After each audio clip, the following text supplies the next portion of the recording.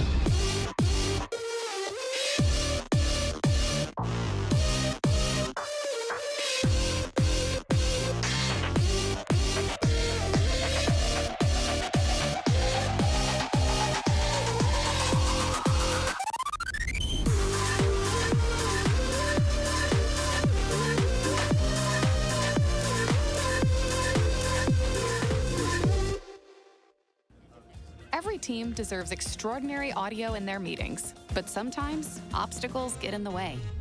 That's why we created the IntelliMix Bar Pro, with superior sound that captures every voice with unmatched clarity, and a system ready to scale as your team grows, capturing every word for precise AI transcription. Designed for IT, secure, cloud-managed, simple. The bar that removes barriers.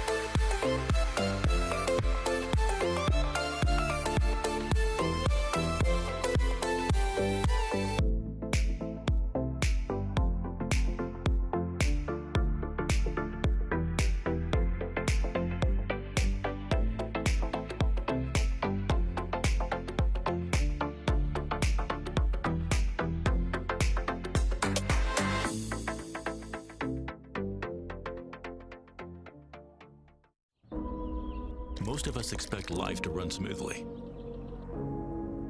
But we don't stop to think about what it takes to make that happen. Most of us don't have to. We forget about the people up and moving before our alarms go off. The people behind the innovation and logistics, the creativity, and the know-how. The people who connect rural communities with essential services, who work tirelessly to build, connect, power, and protect our lives. But the world isn't always predictable, and unexpected challenges demand creative solutions. We rely on those willing to brave intense environments and gather the resources that fuel our daily lives. We don't have to wonder about the ins and outs of life, because that is what Wesco does. We provide innovative supply chain solutions every hour, every day, all around the globe. Our people roll up their sleeves and help create a world you can depend on, focusing on the details, the challenges, and the unexpected, so that you can live life uninterrupted. Wesco. Ingenuity delivered. As your IT manager, I choose which platform we use for virtual meetings. It will prompt you to download a weird app, and your clients will be actively upset when you send them a link. I use Zoom. Sit down, Mr. Thompson! I use Zoom AI Companion. You will have no companion of any kind! I use Zoom Contact Center. No, you will not start a movement! I use Zoom in this coffee shop. Uso Zoom para traducir. Be part of the movement. Zoom ahead. Technology should confuse us, not help us!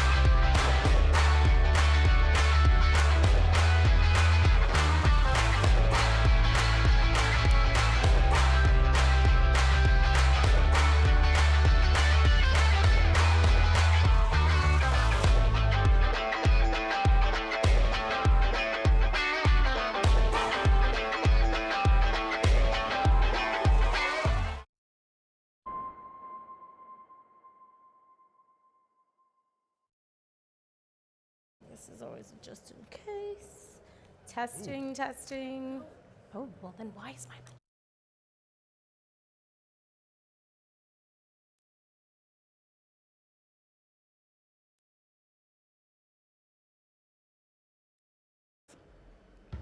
Now, question is, what would you put up there if you had the opportunity? You know, I've been missing my little doggy Mia. I would love it if they could have that affair. What about you? I feel like they should put the Real Madrid logo, you know, just to really like mess with the people of Barcelona. Might be funny. I think they'd love that then. Yeah, great idea. Or, you know, the Olympics are starting this Friday. So what if they could incorporate the Olympic rings?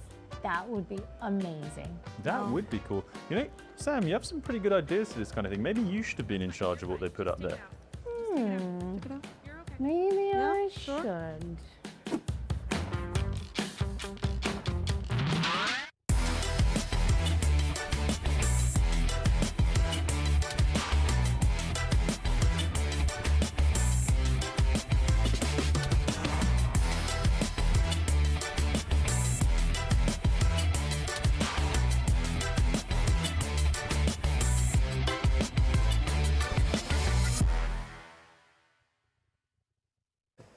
Hello, everyone. We're back with another day of AVIXA TV live at ISE. I'm Samantha Powell alongside Ben Bernard, and we're coming to you from the AVIXA studio here in Barcelona with more conversations, insights, and highlights from the show.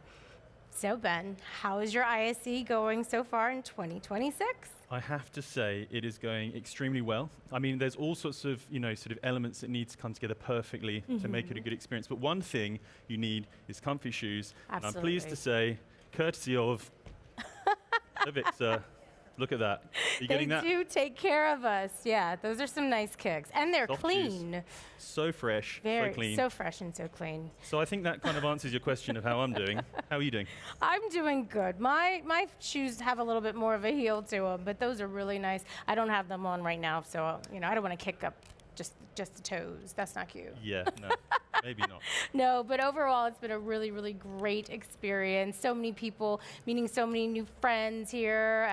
Just the evening events, that drone show was amazing. And I know at the end they gave a special shout out to our fearless leader, CEO Dave Lebescus, who unfortunately will be retiring at the end of this year. But he's done such an amazing job, and we wish him nothing but the best of luck in his next phases of life. Absolutely, absolutely. Well, let's get to today's show, because today we're going to hear from experts in everything from cybersecurity to virtual meetings to global mentoring programs. And it's a full roster, and I can't wait to get started. So maybe we should jump in straight away. We have Diversified, who are the company themselves have helped to build this incredible studio for us. And here we have Paul Harding, Solutions Architect at Diversified. So good to have you here, Paul. Welcome. Welcome, Paul. It's your first time in the AVIXA studio, first time on the booth. How's it feeling? Well, it's a brave new world. Yeah. I'm going to make sure that I don't say anything I shouldn't. No, you're perfectly suited for it. Yeah. No. How's the show going for you? Are you kind of tied to the booth, or are you able to walk around? Yeah, so the plan very much is to walk around both with to see suppliers and then to take our customers to see suppliers. It's been pretty full on. We've not done possibly half of what we thought we'd have done by now, but it should be good. Yeah, something about best laid plans and all that. Well, yes, they all go out the window straight away. Yeah. So at a show like this, trying to be a bit more flexible, should we say, at the show. Absolutely, sort of moving definitely. So let's get straight into some questions, if you don't mind. So I'd like to know how the convergence of broadcast, AV, and IT is changing the way that production environments are designed and operated today, from your perspective.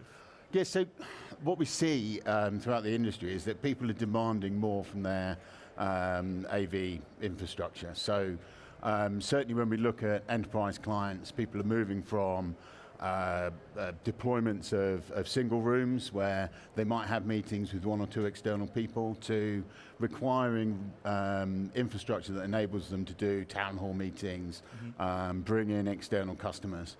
And to do that, we're then looking for higher and higher production value. So very much like what we're doing here, it's no longer a mobile phone camera pointing at someone and transmitting it out. And so as we increase those production values, then the complexity of the solutions goes up, and the key is to try and simplify the operation of those spaces whilst increasing that production value. Again, the leaders within the industries, within those companies, are looking to engage people more directly, and so we see increasing use of multi-camera solutions, which is always a fun game to play, try and work out how many camera angles there are in a studio or in a room, to see how it's being produced. Yeah, and it's quite incredible as well, I think, that sort of market still exists in the corporate world, because with the rise of like TikTok and like YouTube creators, when they're just doing it on their phone, there is still really that demand for the high-end, high production value stuff in like corporate environments, town halls, that kind of thing, right? Yeah, no, 100%. And I think, and part of that as well is of course the fact that shareholders, you don't really want, single camera, off the cuff content is a really, exploded into the marketplace. Yeah, and it has its place. But it has its place, but at the same time, you don't want that level of production on, as I say, your quarterly results or sort of key town hall meetings and things. Well, definitely that elevation of production value. It's wonderful for us in this industry, which means, you know, more and more people are understanding a little bit of what we do and how they can really enhance their communications within their organizations. Yes, it's no longer just a meeting. It's really, you know, taking it to that next level. Yeah. And as you're saying, things are getting a little bit more complex, and as we're seeing broadcast and AV converge faster than ever before, it's bringing a lot of new ideas and new solutions to the table, which we absolutely love. So what broadcast AV trends and hot topics are having the greatest impact right now that you're seeing? So I think that there's a multiple of factors. I mean, one of the key points is that both the broadcast and the AV industry are moving towards IP-based solutions. So utilizing, you know, off-the-shelf commercial solutions rather than bespoke equipment. But at the same time, you know, there's cloud solutions. So once I have my signals within an IP workflow, I could move to cloud-based production. And the number of options available, you know, starts to explode. And the challenge there is understanding what the right solution is potentially for what you're trying to achieve. And in part of that is we see a lot of evolution of standards. So, you know, to touch on some, you know, NDI, SMPTE 2110 coming from the broadcast side of the solutions, and now more recently IPMX, you know, where you've got a real convergence of a solution that's based for broadcast as well as a solution that's being put together for corporate AV. So when it comes to the challenges of organizations, obviously people are needing to upgrade their broadcast AV systems as the time goes on and as challenges and kind of demand increases. How do organizations sort of, well, what challenges are they facing in order to make sure that they maintain their reliability, their scalability and uptime? I mean, I think, you know, as we've already touched on, the selection of solutions is very challenging within that space. You know, do I want to deploy something within cloud? What's the reliability that we're looking for? How do I upgrade? You know, and defining a coherent strategy and solution is sort of key to overcoming some of those challenges. And the main point within that is to understand what the customer requires from a workflow perspective. So it's very important when we talk to our customers about what they're trying to achieve and to understand what their workflows are, what they're trying to get out of the system so that we can make sure that the solution that's being put forward, whether that's upgrading, whether that's moving to a cloud solution and so on and so forth, fits within their requirements, what they're trying to do as an organization. Absolutely, and I think you really need to make sure that there is that sort of forward thought about scalability for the future, right, when you're kind of helping them out. Yeah, and I mean, you know, flexibility is then key to what you're trying to achieve. But it goes back, I'm going to hark on about the same point, but that workflow is part of it. So it's understanding, not only understanding what people require at the beginning, but also where do you see this going? What is next? When you want to do a large keynote, you know, speech, how does that change the dynamic of what we're doing?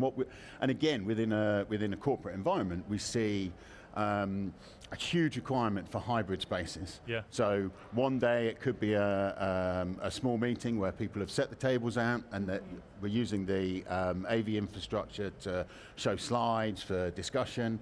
And then later in the same week, that same space could be being used to do an auditorium, a panel like this, and then obviously film that, archive it, and make it available across the you know, spectrum of opportunity. And do you sometimes have to take a slightly supervisory role in terms of like actually advising people of what they could be planning for in the future? Because sometimes they don't know what kind of future possibilities there are.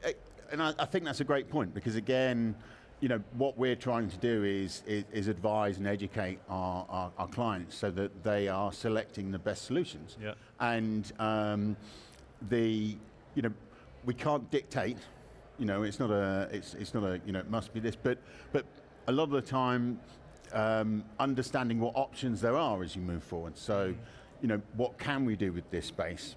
What would happen if we put a nice LED wall behind there for you, for example, instead of just a couple of screens on the wall? What's the opportunities that you then have for those increased production values? Nice. No, that's great, and that's wonderful that Diversified is helping your customers, really understand intentionality and what the message is that organizations want, these solutions to really provide, and helping them to understand, you have to think long term and into the future as opposed to just like right now. So I think that's fantastic. If you could just share a little bit more about how Diversified is really helping to support organizations through their broadcast AV transformations, that would be lovely. Yes, so I mean, Diversified's a relatively large company with a huge amount of experience. So, and there's some interesting challenges in industry. So in the US, Diversified is known as a broadcast systems integrator, as well as doing stadiums and corporate spaces and enterprise. Within Europe, Diversified mainly up until a few years ago was more than 95% enterprise, so meeting rooms, the kind of hybrid spaces that we're talking about, but not so much on that broadcast side. And what we've done is we've formed a team. We have solutions experts such as myself who are then available to talk to customers and walk them through that. And what we try and do is to draw on that experience. So if I don't have the experience about a specific AV enterprise solution, I've got a colleague that I can turn to, and they're going to give me that solution. If we start talking about building out an experimental solution within a stadium, for example, or museum space, then we have expert teams in the US and we have experts within Europe who can then work on that. I mean, it goes back to, and I'm sorry, I did say I'll keep saying the same thing. It goes back to that workflow. What are you trying to achieve? What is it that you're trying to, and what we really want to do is to be working with our clients from the beginning.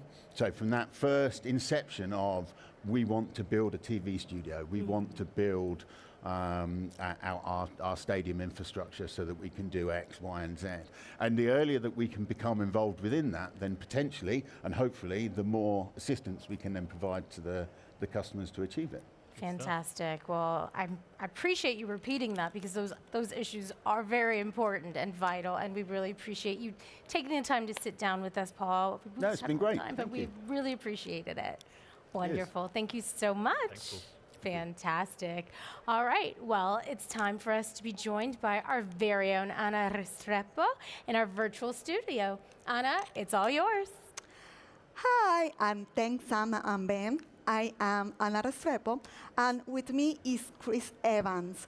He is the head of knowledge insight and IABM.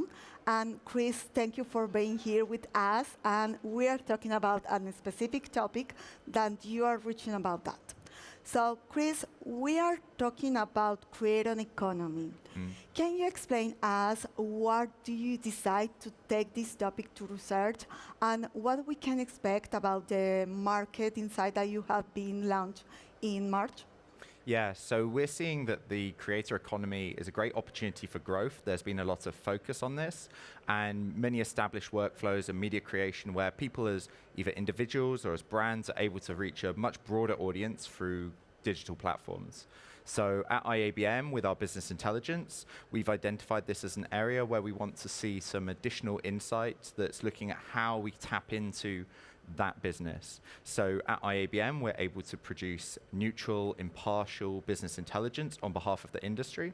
So right now, we're in the research fieldwork phase. So we're talking with organizations here that are providing tools, skills, technology, and innovation to enable and empower those creators. So if there are any companies watching this that want to be part of that play in that space, we're interested to learn from them. So we're looking to publish the report by the end of Q1, at the end of March, but we're still in the fieldwork looking and exploring this trend. Okay, you're younger than me, so I am old school. And when you're going deep in this topic, what are the characteristics? And where is their overlap with the broadcast AV industry? Yeah. So we see from a traditional broadcast media production side that there are many different ways that there might be overlap with the way that creators are working.